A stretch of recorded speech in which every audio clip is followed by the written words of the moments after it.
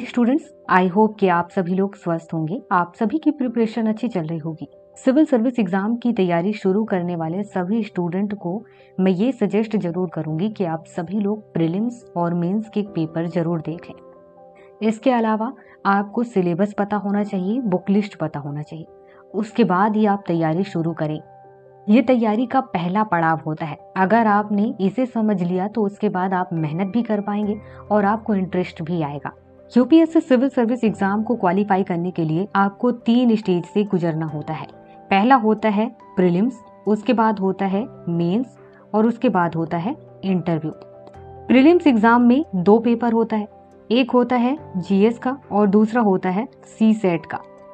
इसके बाद होता है मेंस एग्जाम। मेंस एग्जाम में टोटल 9 पेपर होते हैं। जब आप इस एग्जाम में सेलेक्ट हो जाते हैं तो उसके बाद आपको इंटरव्यू देने का मौका मिलता है।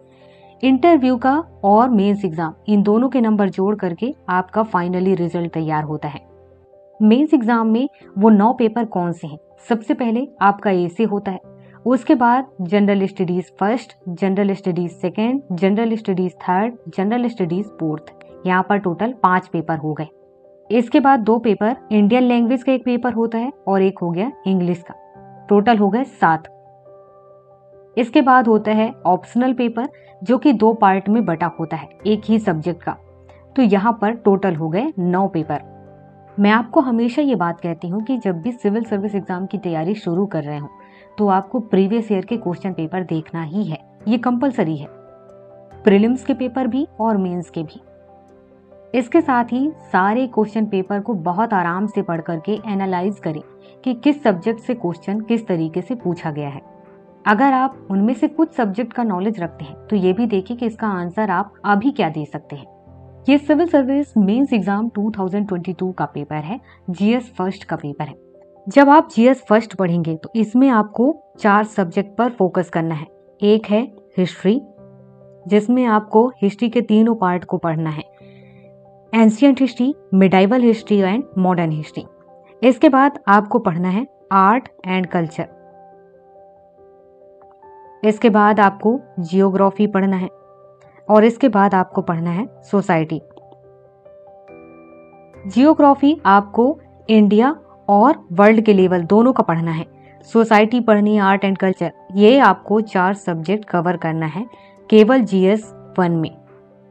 जीएस 1 में आपको 250 नंबर के क्वेश्चंस दिए जाएंगे और इसमें आपको 3 घंटे का समय दिया जाएगा। ये हिंदी और इंग्लिश दोनों ही लैंग्वेज में होता है, इसके अलावा किसी और लैंग्वेज में नहीं होता है। जीएस 1 में टोटल 20 क्वेश्चंस पूछे जाते हैं, जिनमें से 1 से 10 क्वेश्चन, मतलब 1 नंबर से लेकर के 10 नंबर तक के जो क्वेश्चंस के आंसर करने हैं वो आपको 150 वर्ड्स में करने हैं और 11 से 20 नंबर तक के क्वेश्चन का आंसर आपको 250 शब्दों में करना है। 2022 में मेंस में जीएस फर्स्ट में सबसे पहला क्वेश्चन पूछा गया था कि स्पष्ट करें कि मध्यकालीन भारतीय मंदिरों की मूर्तिकला उस दौर के सामाजिक जीवन का प्रतिनिधित्व करती है। जब आप मध्यकालीन भारत पढ़ेंगे तो वहां पर आप मुगल वंश के बारे में पढ़ेंगे, दिल्ली सल्तनत के बारे में पढ़ेंगे। तो वहां पर आप सामाजिक स्थिति, राजनीतिक स्थिति, आर्थिक स्थिति, ये सभी चीजें पढ़ेंगे। उसके साथ ही आप पढ़ेंगे कला और संस्कृति। तो आप जब कला और संस्कृति के बारे में पढ़ेंगे तो वो किस तरीके से उनकी संस्कृति रही है वो जानेंगे। जैसे ही आप कला के बारे में पढ़ेंगे तो उसमें आप पढ़ेंगे मूर्ति कला। जब आप मूर्ति कला के बारे में पढ़ेंगे तो वहां पर आप देखेंगे कि कई अलग अलग टाइप की मूर्तियां मिलेंगी। मान लीजिए कि आपको बैल की मूर्ति मिलती है, स्त्रियों की मूर्ति मिलती है। इसके अलावा कई अलग अलग टाइप की जो सभाएं की जाती हैं उनकी मूर्तियां मिलती हैं, भगवान की मूर्ति मिलती है।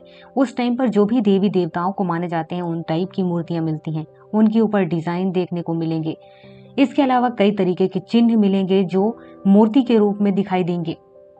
तो इस तरीके से आप समझ जाएंगे कि समाज में स्थिति क्या थी समाज के लोगों की, जैसे कि गरीबी थी, अमीरी थी, अगर लोगों का पहनावा था तो किस तरीके से था, कौन सी मान्यता को मानते थे, क्या प्रथाएं थी।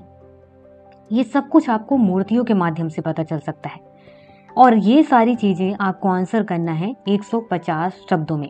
जाहिर सी बात है, आप दिल्ली सल्तनत, मुगल सल्तनत, इनके बारे में पढ़े रहेंगे तो आप डिटेल में इनका आंसर दे पाएंगे।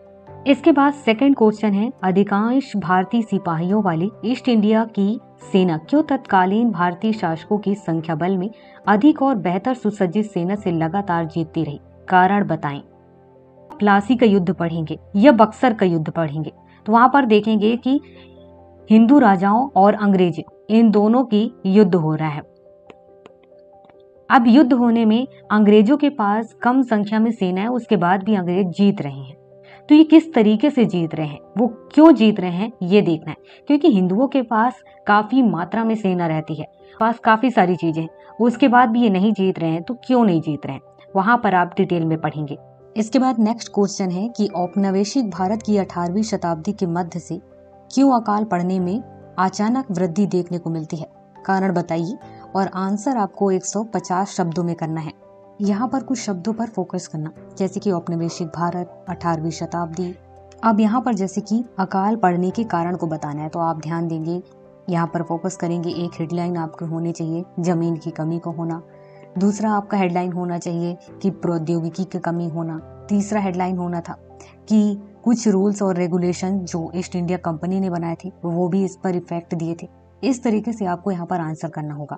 इसके बाद नेक्स्ट क्वेश्चन है कि प्राथमिक चट्टानों की विशेषताओं एवं प्रकारों का वर्णन कीजिए। स्टार्ट के 3 क्वेश्चन आपकी हिस्ट्री से रहे हैं, उसके बाद चौथा क्वेश्चन आपका जियोग्राफी से है। यहाँ पर ध्यान देना, प्राथमिक चट्टान, विशेषताएं और प्रकार, इन 3 शब्दों पर फोकस करना है। प्राथमिक चट्टान के बारे में ही फोकस करना है और उसके बाद उसकी विशेषताओं और प्रकारों के बारे में बताना है, वो भी 250 शब्दों में। अब जैसे कि जो प्राथमिक चट्टान है, प्राथमिक चट्टान स्टार्ट में जैसे कि चट्टान बनना स्टार्ट होता है, तो अग्नेय चट्टान के बारे में बताएंगे। अग्नेय चट्टान की विशेषताओं के बारे में बताएंगे कि किस तरीके से इसमें लोहा, तांबा, सीसा, जस्ता जैसे कुछ बहुमूल्य खनिज पाए जाते हैं, जीवाश्म इसमें उपस्थित नहीं होते हैं। इस तरीके की इसकी विशेषताएं बताएंगे। प्रकार में बताएंगे कि आंतरिक अग्नेय चट्टान होता है, बाह्य अग्नेय चट्टान होता है, इनके बारे में इनको बताएंगे। नेक्स्ट क्वेश्चन है कि भारतीय मौसम विज्ञान विभाग द्वारा चक्रवात प्रवण क्षेत्रों के लिए मौसम संबंधी चेतावनियों के लिए निर्धारित रंग संकेत के अर्थ की चर्चा करें। ध्यान रखना, भारतीय मौसम विभाग के। दूसरा, चक्रवात के संबंध में मौसम विभाग ने कई अलग अलग टाइप के साइन बनाए हुए हैं, तो वो किस तरीके से है और इसका क्या अर्थ निकलता है, ये बताना है। जब आप इसका आंसर करेंगे तो सबसे पहले आपको बताना होगा कि मौसम विभाग ने 4 टाइप के रंग बना रखे हैं। एक है ग्रीन, दूसरा है येलो और तीसरा है ऑरेंज और चौथा है रेड। ग्रीन में आपको कोई खतरा नहीं है, येलो में आपको सतर्क रहना है, ऑरेंज में आपको अपने आप को रेडी रखना है और रेड में आपको अपने आप को यूँ समझ लीजिए कि कार्रवाई करनी है, आपको तुरंत जिससे हो सके तुरंत काम करना होगा। ग्रीन में तो आपको कुछ करना ही नहीं है। जब येलो अलर्ट जारी किया जाता है तो इसमें आपको 48 घंटे का टाइम दिया जाता है। जब ऑरेंज जारी किया जाता है तो इसमें आपको 24 घंटे का टाइम दिया जाता है और जब रेड जारी किया जाता है तो इसको आपको 12 घंटे पहले ही बता दिया जाता है किस तरीके से घटनाएं होने वाली हैं। इन सारी चीजों के बारे में आपको केवल 150 शब्दों में आंसर करना है। क्वेश्चन है कि दक्कन ट्रैप की प्राकृतिक संसाधन संभावनाओं की चर्चा कीजिए। आंसर आपको 150 शब्दों में करना है। सबसे पहले दक्कन ट्रैप कहाँ पर है ये आपको पता होना चाहिए। देखिए, महाराष्ट्र, गोवा, गुजरात, मध्य प्रदेश और दक्षिणी राजस्थान है, यहाँ पर दक्कन ट्रैप फैला हुआ है। अब जब दक्कन ट्रैप के बारे में बताएंगे और यहाँ पर बताया गया है कि संसाधन, प्राकृतिक संसाधन संभावनाओं बताना है, जिसमें एक मिट्टी आते हैं, इसके बाद चट्टाने हैं, अलाव खनिज है, लौह खनिज है जिनमें लोहा उपस्थित है, प्राकृतिक गैस है, इसके अलावा वहाँ की भूतापीय ऊर्जा। तो इतने सारे पॉइंट को जब आप 2-2 लाइनें लिखेंगे तब भी आपके 150 शब्दों में आंसर हो जाएंगे। इसके बाद नेक्स्ट क्वेश्चन है कि भारत में पवन ऊर्जा की संभावना का परीक्षण कीजिए और उनके सीमित क्षेत्रीय विस्तार के कारणों को समझाइए। यहाँ पर 2 टाइप का आंसर आपको करना है। सबसे पहले बताना है संभावना पवन ऊर्जा के लिए, दूसरा बताना है कि ये यहाँ पर जो सीमित क्षेत्रीय विस्तार है वो क्यों है। सबसे पहले तो पवन ऊर्जा क्या होता है ये आपको पता होना चाहिए और 2 लाइन में आपको इसका आंसर करना है। जैसे कि संभावनाओं का परीक्षण करना है, मतलब कि संभावनाएं बताना है कि भारत में लगभग जैसे कि अभी 60 गीगावाट पवन ऊर्जा की क्षमता है। इसके अलावा कुछ पुराने स्टेशंस हैं, उनके नाम आपको पता होना चाहिए, उन्हें किस तरीके के टारबाइन में बदला जा सकता है ये पता होना चाहिए। और उसके अलावा हमारे यहाँ जो तट की रेखा है, मतलब कि जो समुद्री एरिया से मिला हुआ एरिया है, समुद्र से मिला हुआ एरिया, तट है, वो कितना लंबा है और वहाँ पर किस तरीके से पवन ऊर्जा का यूज किया जा सकता है। और अभी हाल ही में जैसे कि 2022 में तमिलनाडु सबसे बड़े पवन ऊर्जा के उत्पादक राज्यों में से एक रहा है, तो वो भी आपको पता होना चाहिए करंट अफेयर के तौर पे। दूसरा, इनके सीमित क्षेत्र विस्तार के लिए, जैसे कि हमारे यहाँ वैसे भी भूमि सीमित है जिस पर घर बने हुए हैं, लोगों के खेत हैं, अब उन पर हमें कब्जा करना होगा, तब जाकर के पवन ऊर्जा बनाई जा सकती है। दूसरा, कुछ जगह सांस्कृतिक है, कुछ ऐतिहासिक है, जिसकी वजह से वहाँ पर पवन ऊर्जा नहीं बनाई जा सकती। नेक्स्ट क्वेश्चन है कि पारिवारिक संबंधों पर वर्क फ्रॉम होम के असर की छानबीन और मूल्यांकन करें। ध्यान देना, ये करंट अफेयर पे था और करंट अफेयर से यहाँ पर क्वेश्चन पूछ दिया है। GS1 में 4 सब्जेक्ट से ही क्वेश्चन पूछना था, art and culture, history, geography और सोसाइटी। अब सोसाइटी से रिलेटेड देख सकते हैं कि सोसाइटी में करंट में क्या चल रहा है, वो कौन सा मुद्दा है, इससे रिलेटेड क्वेश्चन इस तरीके से पूछ सकता है। जैसे कि 2022 में क्वेश्चन पूछा गया है, तो 2021-22 यहाँ पर देख रहे हैं कोविड-19 था, तो कोविड-19 के टाइम पर वर्क फ्रॉम होम काफी चर्चा में रहा है, तो उसी से रिलेटेड क्वेश्चन यहाँ पर पूछ दिया है।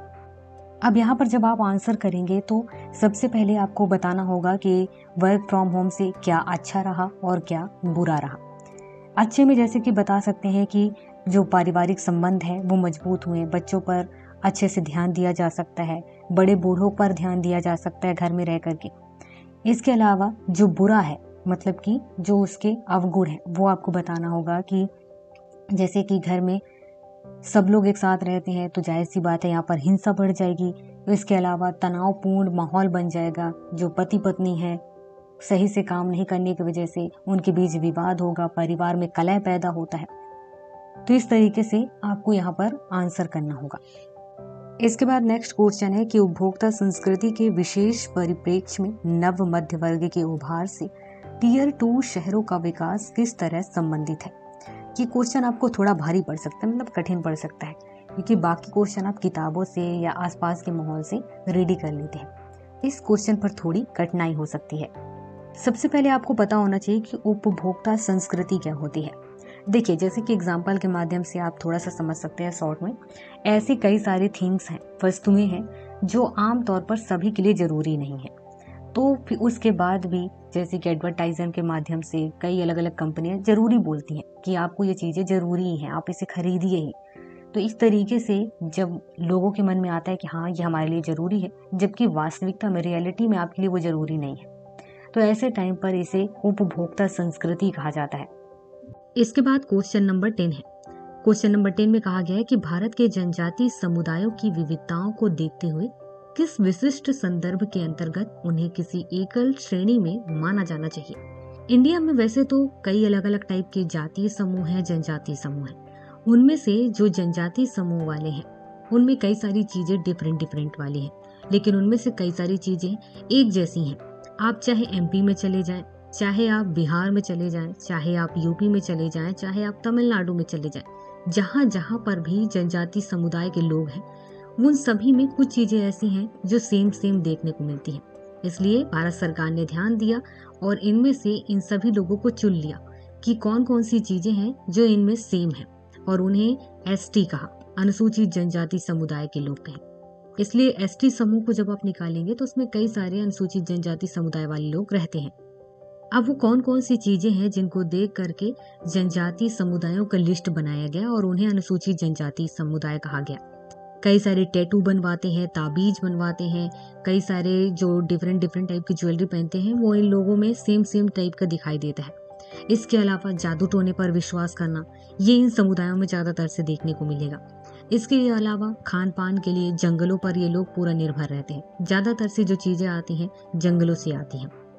फिर इसके अलावा इनके पूर्वजों को पूजा वूजा करने का, फिर ये लोग प्रकृति को पूजा करते हैं। इस तरीके से देखने को मिलेंगे कि जो जनजाति समुदाय के लोग हैं उनमें ये सारी चीजें सेम है। इसी को देखते हुए गवर्नमेंट ने कई अलग अलग टाइप के जनजाति समुदायों को मिला करके ST के लिस्ट में उन्हें शामिल कर दिया। अब यहाँ पर जब 10वें क्वेश्चन का आंसर कर रहे होंगे तो इन सारी चीजों को ऐड करना होता है। हाँ, किसी के पास एक्स्ट्रा और भी नॉलेज होगा वो ऐड करेगा, किसी के पास और भी अलग अलग इन्फॉर्मेशन होगा उससे वो ऐड करेगा। तो इस तरीके से हर किसी के आंसर में कुछ डिफरेंसेस मिलेंगे और आपको ये सारी चीजें तब आएंगी जब आप लिख करके प्रैक्टिस करेंगे। इसके बाद 11वां क्वेश्चन है, राज्यों एवं प्रदेशों का राजनीतिक और प्रशासनिक पुनर्गठन 19वीं शताब्दी के मध्य से निरंतर चल रही एक प्रक्रिया है, उदाहरण सहित विचार करें।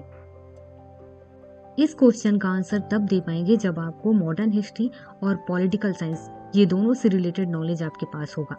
सबसे पहले ध्यान देना, आपको राजनीतिक और प्रशासनिक पुनर्गठन के रिलेटेड आंसर करना है और 19वीं शताब्दी के आसपास से जो स्टार्ट हुआ है उसके बारे में बताना है।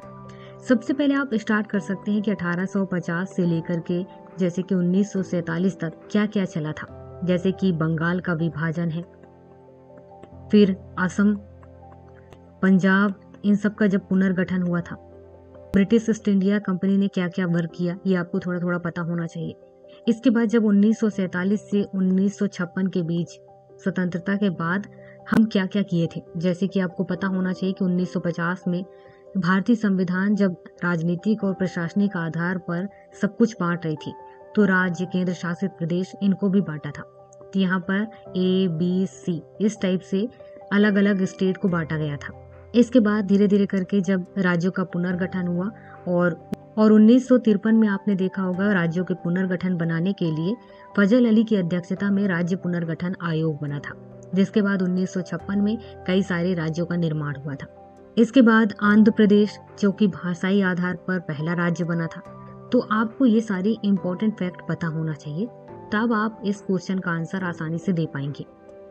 इसके बाद है 12वां क्वेश्चन, जिसमें लिखा हुआ है कि भारतीय परंपरा और संस्कृति में गुप्त काल और चोल काल के योगदान पर चर्चा करें। अब यहाँ पर देखिए, दो साम्राज्य के बारे में आपसे पूछ रहा है, एक है गुप्त साम्राज्य और दूसरा है चोल साम्राज्य। इन दोनों के बारे में जब आप पढ़े होंगे तो दोनों को मिक्स करके आपको आंसर करना है। मिक्स करने का मतलब है कि आपको पहले गुप्त काल के बारे में बताना है, फिर चोल काल के बारे में बताना है। सबसे पहले आपको तो ये पता होना चाहिए कि कला और संस्कृति के मामले में गुप्त काल को स्वर्ण काल कहा जाता है। अब जब आप गुप्त काल के बारे में बताएंगे, लगभग ये 319 से लगभग 550 ईस्वी तक चलता रहा है। जब आप गुप्त काल के बारे में बताएंगे तो आप ऐसा बता सकते हैं कि इस टाइम पर जो मंदिर थे वो ईंटों का बनने लगे थे।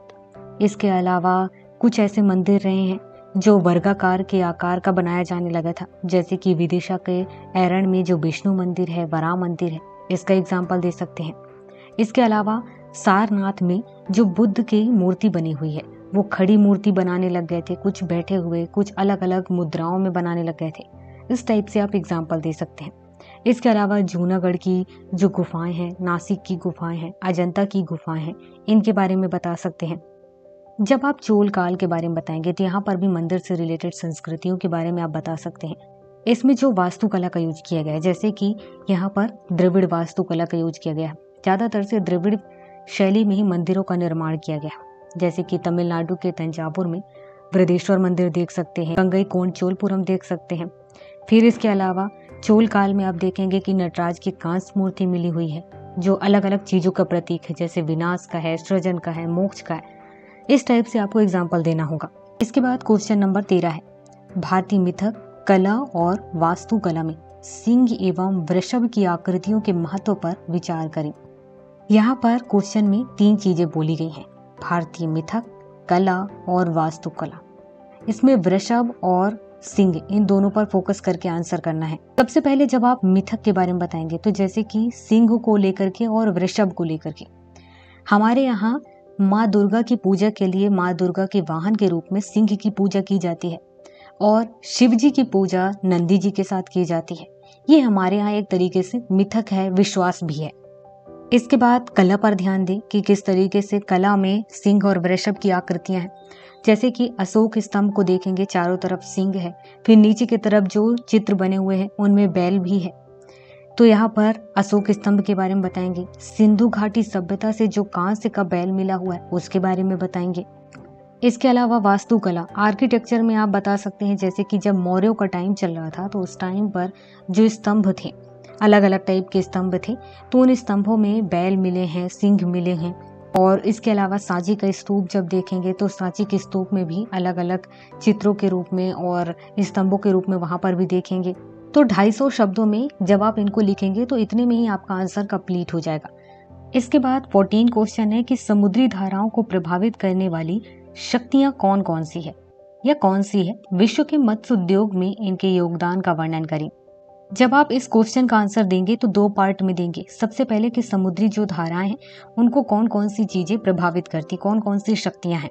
सौर ऊर्जा है, इसके अलावा हवा है, गुरुत्वाकर्षण है, इसके अलावा कोरियोलिस बल लिख सकते हैं, जल घनत्व में अंतर लिख सकते हैं, जल के तापमान को लिख सकते हैं।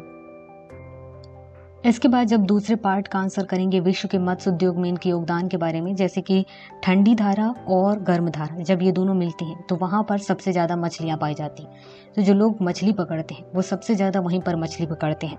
कुछ एग्जाम्पल दे सकते हैं, जैसे कि न्यू फाउंडलैंड है जो लेब्राडोर और गल्फ स्ट्रीम जलधारा के पास है। इसके अलावा जापान के बारे में लिख सकते हैं।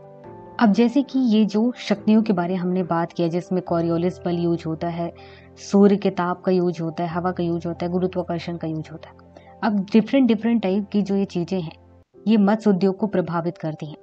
अब जहाँ पर ठंडी जलधारा और गर्म जलधारा मिलती है वहाँ पर मछलियाँ ज़्यादा मिलती हैं। इसके अलावा मछलियों के जो सेल्फ लाइफ होती है वो भी बड़ी होती है। तो इस तरीके से पारिस्थितिकी संतुलन भी बना रहता है और इन सारी प्रक्रियाओं की वजह से जल में पोषक तत्व हो जाते हैं। उसके अलावा प्लैंकटन की उपस्थिति हो जाती है, वो लोग भी बढ़ते जाते हैं जो खाद्य पदार्थ को बनाने में सबसे ज्यादा सहयोग होते हैं।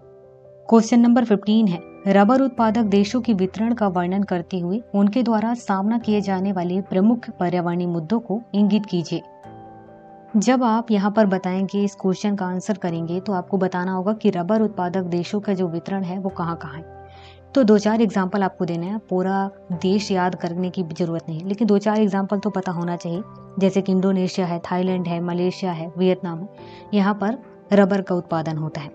इसके अलावा थोड़ा सा ये भी बताना होगा कि जैसे कि रबर के उत्पादन के लिए इसे उष्णकटिबंधीय जलवायु की जरूरत होती है। लगभग 100 सेंटीमीटर वर्षा होनी चाहिए, 20 से 34 सेंटीग्रेड के आसपास यहाँ का तापमान होना चाहिए। इसके बाद आपको आंसर करना होगा वो पर्यावरणीय मुद्दों के बारे में जो रबर उत्पादन से रिलेटेड काफी चर्चा में रहता है। जैसे कि जहाँ पर रबर उगाया जाता है तो रबर की वजह से क्या होता है कि कई जंगलों को साफ कर दिया जाता है, तो जो वहाँ की जैव विविधता वो खत्म हो जाती है। डिफरेंट टाइप के पेड़ खत्म हो जाते हैं और जीव जंतु भी जो उन पेड़ों पर निर्भर थे वो भी खत्म हो जाते हैं। दूसरी चीज ये कि रबर को उत्पादन होने में एक लंबा समय लगता है, तो इससे क्या होता है कि लोगों को लंबे समय तक इंतजार करना पड़ता है। और इसके अलावा ये भी है कि उस पर जो बीमारियां लगती है रबर में, उसकी वजह से वहाँ के आसपास काफी सारे पेड़ पौधे जो भी बचे होते हैं उन पे भी वो बीमारियां फैलने लग जाती हैं। और रबर के उत्पादन की वजह से, एक बड़ी मात्रा में रबर का उत्पादन जब होता है तो वहाँ की जो मिट्टी है वो इस तरीके से हो जाती है कि उसमें जो भी पोषक तत्व थे वो रबर ले चुका होता है, तो एक तरीके से वो बंजर टाइप से फिर होने लगता है। इसके अलावा आपको जो और एक्स्ट्रा इन्फॉर्मेशन होगा वो तो आप ऐड करेंगे ही। ये केवल एग्जाम्पल है, मैं ये नहीं कह रही हूँ कि आपको यही आंसर करना है। इसके बाद क्वेश्चन नंबर 16 है जिसमें लिखा हुआ है कि अंतर्राष्ट्रीय व्यापार में जल संधि व स्थल संधि के महत्व का उल्लेख कीजिए। यहाँ पर आपको सबसे पहले बताना होगा कि जल संधि क्या होता है, स्थल संधि क्या होता है। जब आपने मैप देखा होगा तो उसमें आपने कई जगह नाम देखा होगा, मलक्का जल संधि, जिब्राल्टर जल संधि। ये जो जल संधि है ये इसी को जल संधि कहा जाता है। जैसे कि 2 समुद्र हैं, उनके बीच दोनों को आपस में जोड़ने के लिए जो संधि की गई है वो जल संधि है। और स्थल संधि की बात करें तो कुछ ऐसे जगह होते हैं जहाँ पानी भी है, दोनों तरफ पानी है, बीच में 2 अलग अलग देश टाइप के हैं या कुछ जमीन है, वहां पर दोनों के बीच जब संधि की जाती है तो वो स्थल संधि है। अब इसके अलावा जैसे कि जब आप जल संधि, स्थल संधि के बारे में बताएंगे तो यहाँ देखेंगे, आपने स्वेज नहर के बारे में तो सुना ही होगा। जो स्वेज नहर है तो वहां पर उस संधि की वजह से क्या हुआ है कि यूरोप और भारत जब व्यापार करते हैं तो स्वेज नहर से होकर के गुजरते हैं, यूरोप पहुंचते हैं। तो एक बड़ा जो ईंधन का खर्च वो बचता है, समय बचता है। पहले क्या होता था कि यहाँ पे भारत है, ये पूरा अफ्रीका है, यहाँ से गुजरते हुए फिर यूरोप पहुंचा जाता था। अब क्या होता है कि भारत यहाँ से स्वेज नहर से गुजर करके यूरोप में पहुंच जाता है। तो इस तरीके से यहाँ पर जल संधि और स्थल संधि के महत्व के बारे में आपको बताना होगा। क्वेश्चन नंबर 17 है, क्षोभ मंडल वायुमंडल का एक महत्वपूर्ण परत है जो मौसम प्रक्रियाओं को निर्धारित करता है, कैसे।